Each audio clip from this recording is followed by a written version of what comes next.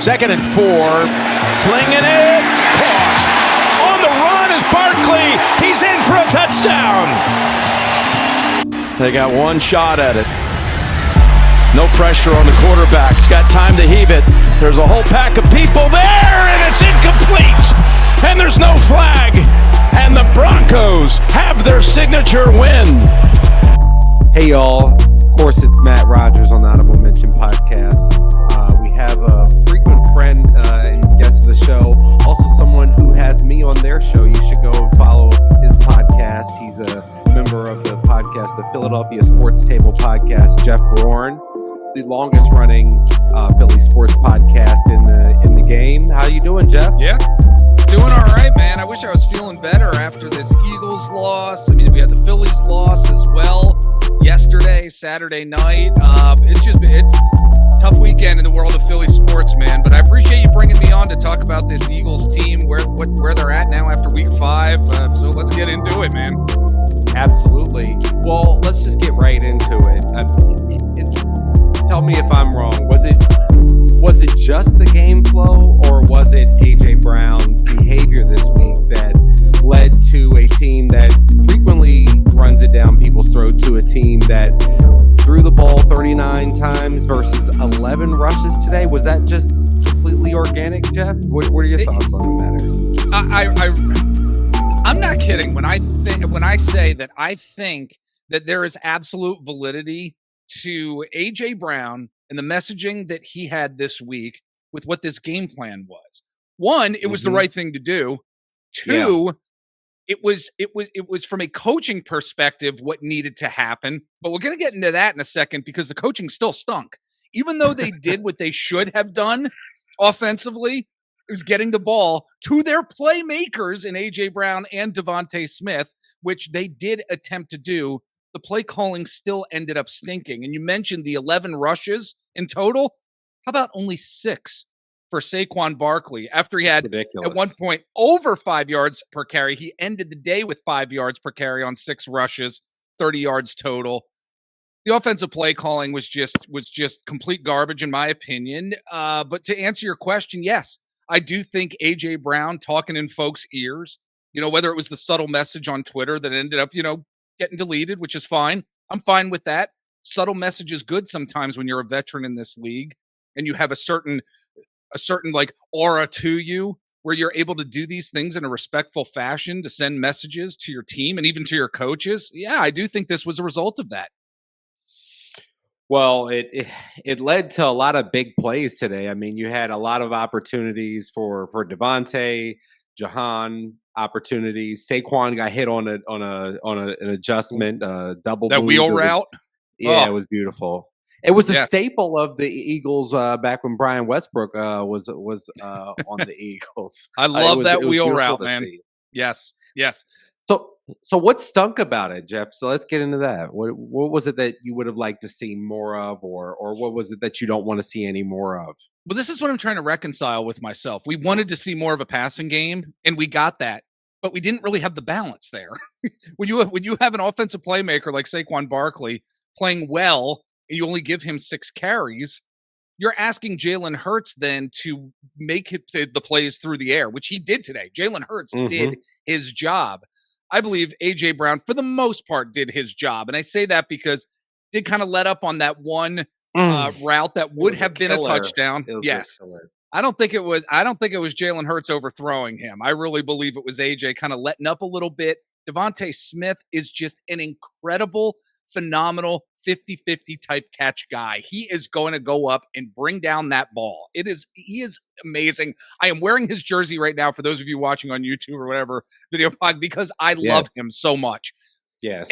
But what is perplexing about it is that it was the same vanilla, predictable offense that Kevin Patullo has been calling, and or Nick Sirianni, if you want to put Nick in there as well, Matt. It was the same vanilla, predictable type of offense that we have been seeing the previous 4 weeks. They were just, it seemed to me, allowing Jalen to be able to get down the field more. They were allowing that to happen more, but we still saw the vanilla garbage, tight end screens how many times. The predictability of those screen plays. And I'm at a point where, I was just watching as we're recording this, the Commanders and Chargers game is concluding. Was watching that game before us recording, and Washington was actually like they were Innovate. they were innovative plays like like some concepts. I was like, oh my gosh, I can't imagine the Eagles doing this, and it's just Novel plays like that yes. people haven't seen 88 times. Yes, before. exactly. And so what I'm saying is that even though we had the wide receivers and Jalen doing what we wanted to do today, it wasn't enough. It wasn't enough because guess what? They lost the game. And they were only able to put up 17 points. Even though we wanted them to do what we wanted them to do with the passing game. AJ wanted more targets. He got 8. Devontae probably wanted more targets. He got 10. Dallas Goedert was targeted 9 times. The passing game was working today in many regards, but at the end of the day, the predictability of this offense is leading to their downfall, and why we're having these, a tale of two halves when it comes to the offense week after week. I think that some of it was warranted because obviously you have great playmakers, very good playmakers in Dallas Goedert and Devontae Smith, great playmaker AJ Brown. Yeah. So you want to get the ball in the air a little bit more to them for sure, but you should never, if you have, just in general, if you have a running back and they were offensive player of the year the year before, maybe you want to have them carry the rock more than 6 times in any football game, no matter what. Yes.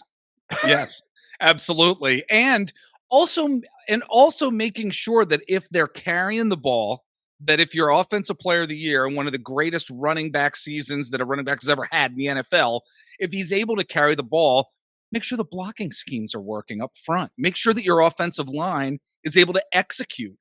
And we saw that Jordan Mailata had some tough times today. And Brett Toth had some tough times today. The interior of the Eagles' offensive line were having some issues every now and again today. Look, I give them credit for, and look, we're spoiled too. I'm sitting here. I don't mean to bash the offensive line because, gosh, I mean, if we were another team, say if we were the Cincinnati Bengals fans would be looking at this Eagles offensive line saying, "Oh, I wish we had this." We'll take them any day. Exactly. Right. But there are some challenges that are going on with this Eagles offensive line where maybe perhaps they didn't want to use Saquon. However, when Saquon's getting 5 yards per carry, I don't know. There's something not right with it. Yeah. So obviously the Eagles lost this game. I'm not saying that the Eagles lost this game because of officiating. The Eagles did not execute enough positive plays and had too many negative plays to have won the football game, and the Denver Broncos made more positive plays and won this football game. But there were 2 late in the game egregious calls, in my opinion. Not the calls the reason that the Eagles lost the game. The Eagles lost the game. Once again, for the people, I'm not going to let y'all just clip this up strategically to say that people are saying it's why the Eagles lost the game. The Eagles lost the game. But which call was more egregious? The non-intentional grounding call from Bo Nix or the non-pass interference call on Dallas Goedert, that late throw close to out of bounds, and was just the guy totally just blocked his body from being able to catch the ball. I'd have to go with the Goddard non-call. That's what I would have to go with. Like the penalties in this game, it was an issue. And like you, I hate to talk about penalties because at times both sides, both teams, right? You do get a call sometimes you don't. Exactly. Penalties in this game for the Eagles, there were some self-inflicted penalties for sure. Like I would put the Bond in there. I would say Bond, that's a penalty. Yes. And I'm telling you, another penalty that really got me disappointed and a little bit upset too was when Jalen Carter fell for that trick fourth down play in the first quarter that gave the Broncos the first down when he jumped off every sides. Team does. Yes, it's just a lack of discipline. A staple of everybody's offense. Yeah, I also want to say, how many times did we see Mike McGlinchey holding Jalen Carter throughout the game and calls not being made there, and what that might have done in terms of the Eagles' offense and the offense trying to get back on the field. So it goes all around, but the most egregious was the lack of pass interference call on Dallas Goedert right there at the last moments of the game. That was extremely egregious. I came away from the game weirdly encouraged because as soon as the game ended, I felt kind of karmic in a way. It was like, of course, you know that the Eagles aren't going to go 17-0. I don't want to. Right. You kind of don't even want to wear that, right? Right. You don't even want Right. to be the team that goes 17-0. So you got to take a L, and you get to roll right into Thursday against the Giants. Yeah. I thought Jalen Hurts even putting us in a position to even be able to make plays at the end there and even give us a chance. It was encouraging. It's a good L if things exist like that. I see where you're coming from. Yeah, no, I see where you're coming from, that it's a good loss because hopefully it's the kick in the butt they need from an offensive perspective. And I'm talking to the coaches here. Yes. Again, Jalen Hurts did everything that was asked of him today. You know, when you look at the first half numbers for Hurts, like you can't go wrong with 13 of 19, 138 yards, a touchdown, no interceptions at all. He ended the half with 106.9 rating. And his overall stats too, 23 of 38 for 280 yards and 2 touchdowns. You can't go wrong with that. Yes. Do I like the 6 sacks? No, I do not. But Jalen Hurts was asked what was asked of him today, or he did what was asked of him in this game, and he did it well. And what did you get on your show? What grade did you all give him on PST? Jalen Hurts? A Yes. minus. I'm good with that. Yeah, A minus we gave him because again, he did what he was asked. The minus really comes from sometimes when he wasn't able to get rid of the ball, took the sack. There was that aspect of it.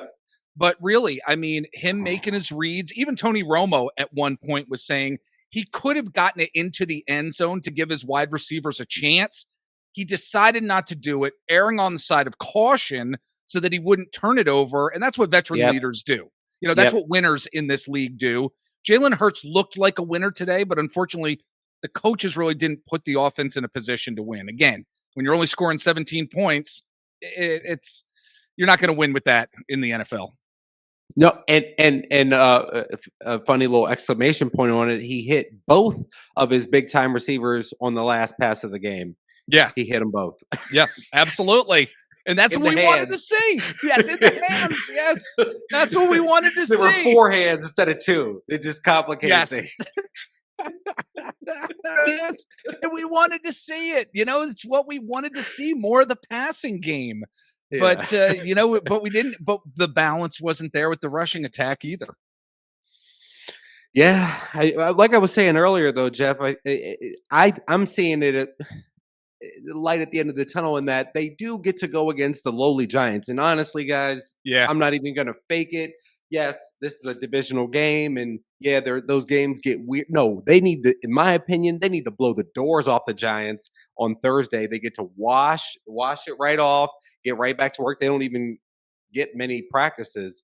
They need to get right at it after it and win this game. Is that how you're seeing it? Yes, this is where they have to kickstart everything. I remember it was the New York Giants during the 2017 season where everything was kickstarted. At that point, it was that Jake Elliott 61-yard field goal, longest field goal ever in Eagles history, that kickstarted this team. It was that game. And yes, the lowly New York Giants, they've been, Jackson Dart not playing horrendous football by any stretch, but there is no reason the Eagles should lose this game on paper. They have the personnel. They are the defending champions. There is no reason why the Philadelphia Eagles should lose this game. It could kickstart things, and I hope it does for the coaching staff.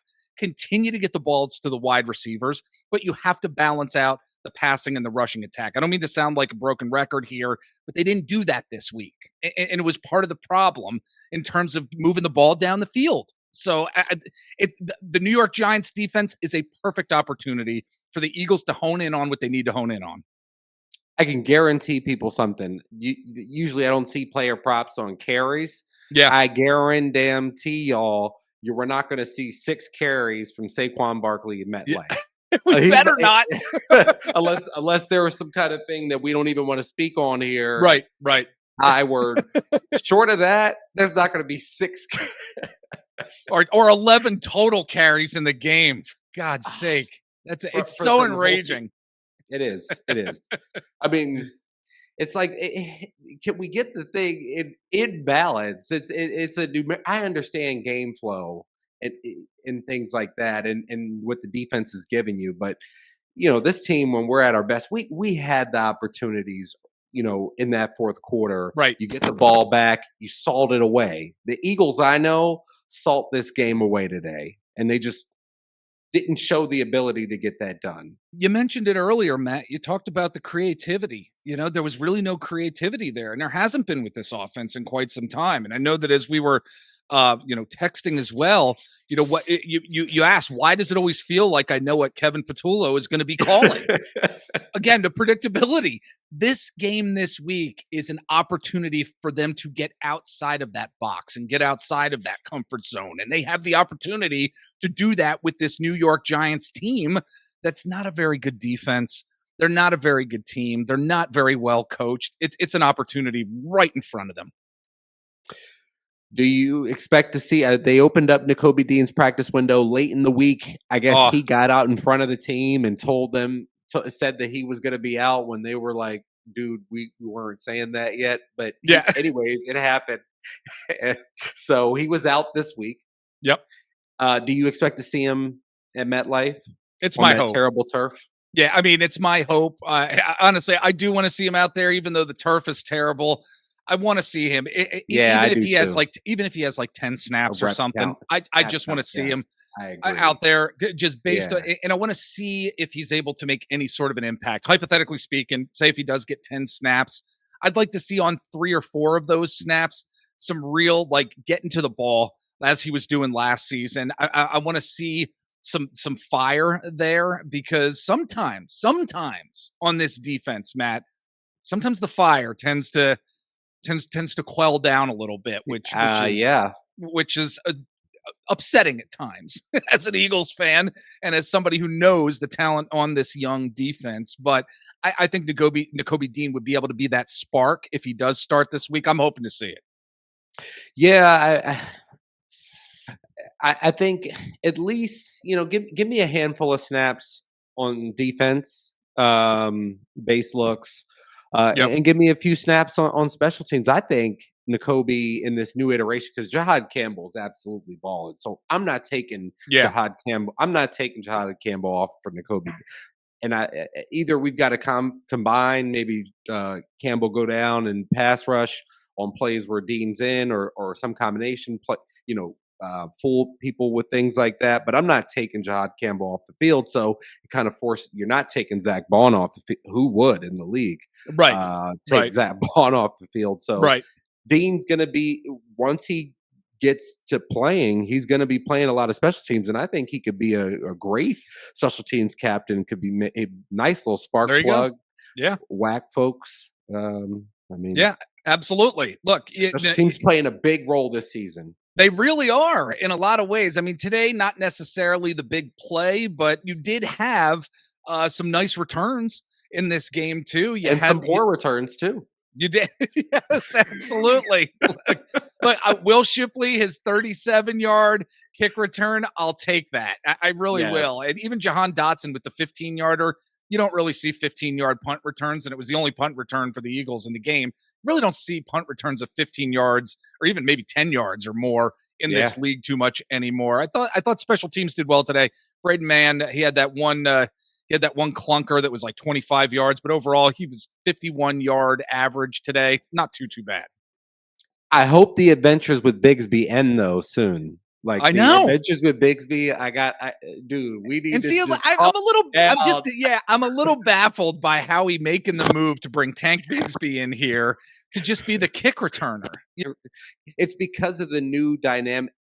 In my understanding, it's because they see the new kickoff return as more like a big, wide inside zone play. So teams all over the league are looking for like a nice, RB3 to slot in there. Yes, absolutely. But as I was mentioning too, I would like to see, even though we have Saquon Barkley and he's one of the best in the league at what he does, AJ Dillon today carried the ball twice for 12 yards. He averaged 6 yards per carry. There's something to be said there for that, utilizing him more as a change of pace back. Could Tank Bigsby be that change of pace back as well, perhaps? Or just like when they need to get short yardage, put him in there and see what he can do. I like the differentiating of personnel, because the opposing defense is going to say, oh, what is this? Oh, are the Eagles being creative? That would be nice. It would be novel. Yes. I mean, I do like last week in Tampa Bay, though. I do want to give him credit. There was some creativity last week. While I do, as an overall critique of the Eagles offense, I would say it has been rather unimaginative. Yes. But there were imaginative moments down in Tampa Bay. Maybe a couple. To their credit. Couple. Yes. The shovel pass. I like this. That was the great. Shovel pass to the side. The shovel pass forward. We mentioned it on the post-game show last week at the Philadelphia Sports Table. We mentioned it. Yes, it was welcoming to see some new plays, some new offensive plays. There may have been two of them, but it was welcoming for sure. So far, I think that Kelee Ringo, if I had to say, I think Kelee has played well enough to hold on to the CB2 job. What say you? Today, yes. I mean, last week, there were still a lot, like last week, just a ton of issues with tackling and inconsistent play in coverage. But this week, I think he answered the call of what he needed to do. I mean, I'm not going to sit here and say he's really developing into a great and wonderful cornerback too for this team, but he definitely stepped things up this week for sure. It was nice not to see Adoree Jackson out there 2-3 yards behind a receiver doing a crossing route. That was really nice, because we've been seeing that just about every week this season. So I think with Kelee Ringo, if he's really able to continue to hone in on his tackling skills, I think cornerback 2 could be good. I mean, yeah, I think Kelee's played good. I think you just need a guy to put out. You don't need a guy to. You're not going to have two Quinyon Mitchell type guys that can absolutely just travel and go. You get your top guy, right? You're not getting anything. He's good enough to, I need my CB2 to be C+ to B. And that's where Kelee is. Kelee is keeping himself at this moment now. Like you said last week, there were some moments, but I think overall I'm pleasantly surprised with how well, and especially as an outside corner. As an outside corner, Kelee Ringo has been playing well. Yeah, I think so too. And look, was there a test this week with the Denver Broncos? Yeah, I mean, of course, you had Quinyon Mitchell mainly on Courtland Sutton, and Troy Franklin. He was, and even Evan Ingram as well. Evan Ingram was targeted 4 times in this game, came down with 4 balls. Troy Franklin was targeted 5 times, came down with 3 balls. I think in terms of the actual wide receivers that Kelee Ringo was covering today, or receivers, I should say, for Denver, he did a pretty good job. He really did. It was more consistent coverage, I think, than we saw last week against the Buccaneers. But I'm hopeful and I'm optimistic that he's going to be able to continue doing this. He just needs to make sure he's making those tackles. So it's early in the week. We are doing this as part of the postmortem on the good L, as I will be embarrassed and put out for calling it, because I'll stick by it. You're gonna get an L. You're gonna get an L at some point. So we're coming right off the postmortem of the L. Looking forward to the Giants game. We don't know the status of. I mean, we would hope that Landon Dickinson be good to go, but he's been kind of, gimpy the whole season. They got to get him healthy, and I don't even know if he can get quote healthy for this game or for the for the foreseeable future. They got to. If it's Brett Toth in there, then it's Brett Toth in there this coming week. I mean, on a short week, I can't see Landon Dickerson making the start based on the back injury. Now, based on this ankle injury, let's get this guy into the medical room and make sure that he's getting the treatment that he needs, because there are other games that are going to be extremely pressing in the future here. Not to say the Giants game isn't, but I think when you're looking at Brett Toth going up against the New York Giants defensive line, I think Brett Toth is going to be okay in many ways. So I'm confident in that. Let's just get Landon Dickerson healthy here. Because go ahead. I'm sorry. Go ahead. No. Go ahead, Jeff. Well, I was going to say, because look, he's not, as much as he wants to be out there and we want him to be out there, if he is just unable to do what he's been able to do so well, we're going to be disappointed as fans. Right. And then he's going to end up disappointing the guys on his team, not because he wants to, just because that's where his body is. So and he's going to be out anyways. Yes. So seriously, he might go out in the first quarter again on Monday or on Thursday night against the Giants. Not wishing that, but no, that's the reality. Exactly. And who's that helping? Get healthy, take a couple weeks here and get healthy. This is the stretch where you really would want to get him, the next 4 weeks. You get at Giants, at Vikings, in Philly against the Giants again. You get the bye, and then on November 10th, you got the Packers. So you give yourself, nice 2-3 weeks here. I mean, This Eagles team needs to be able to get, even if you go 2 out of 3, and then we get a good, feeling good Landon Dickerson coming into that Packers, Lions, Cowboys, Bears stretch, that November stretch of the season. That's going to be most important. So I'm glad you're on the same page. I think it's tough to see him, limping out there because he's not the same guy. No, not at all. And he is so critical to how this offense performs overall. And we're seeing the hiccups over these past few weeks of this offense not being able to perform. And you said it. You look at the schedule, and on paper, the Eagles should be able to take care of most of these teams here before the bye.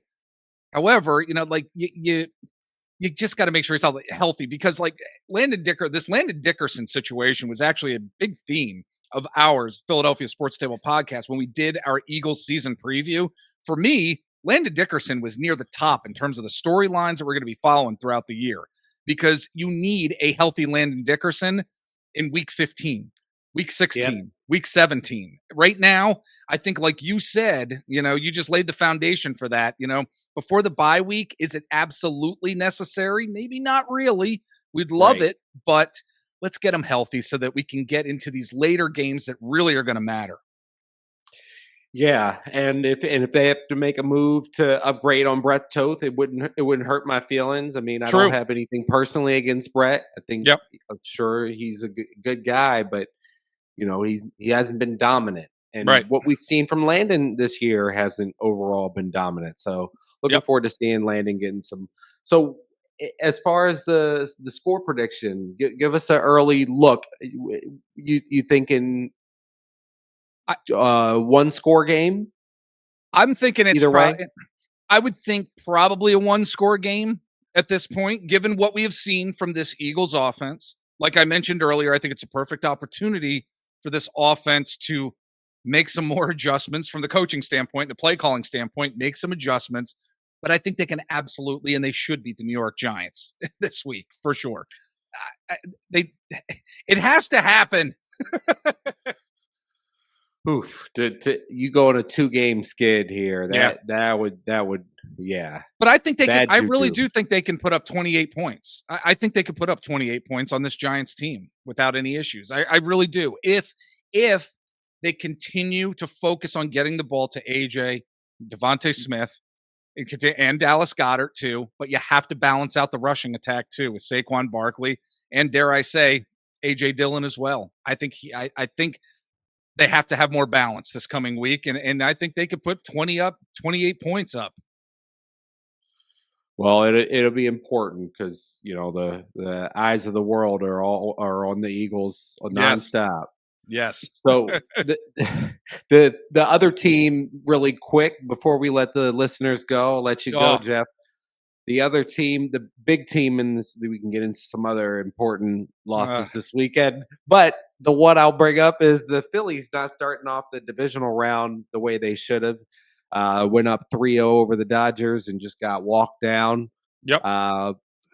Do they come back and get it in? I don't see 4. I don't even feel like wasting your time and say, "Are the Phillies going to go?" Why would I do that? I mean, talk about the Phillies do the, gentleman's sweep after what we saw. So, do they come back and get this in 5? I do. I think so. Because I look at where this team was at the end of the regular season this year and where they were at the end of the regular season last year. I think I think there's been growth, and I think there's been maturity with this team. I think the biggest disappointment in the first game against the Dodgers, as wonderful as Christopher Sanchez was, I think the biggest disappointment is your top 3 batters in Trey Turner, Kyle Schwarber, and Bryce Harper were doing a whole lot of nothing in this game. You have 2 out of 3 of those guys who are making contact with the ball in any way, shape, or form. It is a different game, one that we would have seen. But we've seen Bryce Harper in various moments throughout the postseason in the past. Over these past 3 years, we've seen him do some really good things. I think that's still in there. I think he still has the ability to do it. Trey Turner has had a stellar season. We know he has it within him, and we certainly have seen what Kyle Schwarber was able to do. Why in game 1 they were not able to show up at the plate, I'm not sure, but I think this Phillies team really can get it done. But those guys are going to need to step up for sure. I agree with you. I think they can, possibly will, but I'm disappointed in Rob Thompson because they announced before game 1 that Ranger Suarez would be available out of the pen if necessary. Yes. Yeah. Sanchez pitches so well through 6. Then he gets into a pinch. You bring Strahm in, and we know what happened. So, yes. You don't bring him in there. I think this is an all hands on deck situation. I think I like Luzardo at home because you're going to have to pitch him at some point. Yep. I do like him at the only game you can guarantee that you will have after game 1 in Philly is game 2. But I'll have a short leash on him, and I would, this game too is a must win because you're not bringing this back to Philly if they lose game 2 on Monday night. It's not going to be easy at all. It's not going to be easy for the Phillies in game 2 Monday night as the Dodgers are going to be sending Blake Snell, 2-time Cy Young, a winner to the mound. And like you were just mentioning, Jesus Luzardo, is going to be likely the starter. Ranger Suarez is going to start game 3 in Los Angeles. Today was the day off that they needed to regroup. And I think that this team can get it together. Again, we have seen a more mature Phillies team overall. The messaging that we're consistently getting from this crew of guys is a more mature type of feeling and environment and atmosphere, I think, than we've had in years past. And I think that's going to bode well for them. It was a disappointment, game 1, but I'm going to feel better about game 2, I think. Maybe it's a different game also if Bader doesn't go out with the hamstring injury. Yeah. I would assume that he's good to go. Maybe a totally different game. Maybe in one of those, the spark plug comes through in the 8th inning and we're having a completely different conversation on that too. Yeah. So, yep. So how those things go. That's why playoff baseball is so much different than regular baseball, regular season baseball, because every single little pitch and foul tip really matters. Thank you all so much for listening. It's a great show. Yeah. Great discussion, man. I appreciate you taking the time. Yes, absolutely. Yep. Absolutely. Go Birds. And Jeff, thank you all. Thank you for making time. Jeff, where can people follow you and find you on all the apps to give you some support? Oh, I appreciate it, man. If you're into listening to audio podcasts, we're on Apple Podcasts, Spotify, iHeart, all the major podcast platforms. We're on YouTube as well. You can search out the Philadelphia Sports Table. You can subscribe there, and you can hit the bell to be notified when we post new videos. And that's where you can find us. Oh, and PhiladelphiaSportsTable.com. It's our website. You can check us out there. The OGs. See ya. I appreciate you, my friend. In the air, center field, it's dying, and it is caught by Bader. Bader snaps up, throws to first late. What a play by Harrison Bader for out number 1.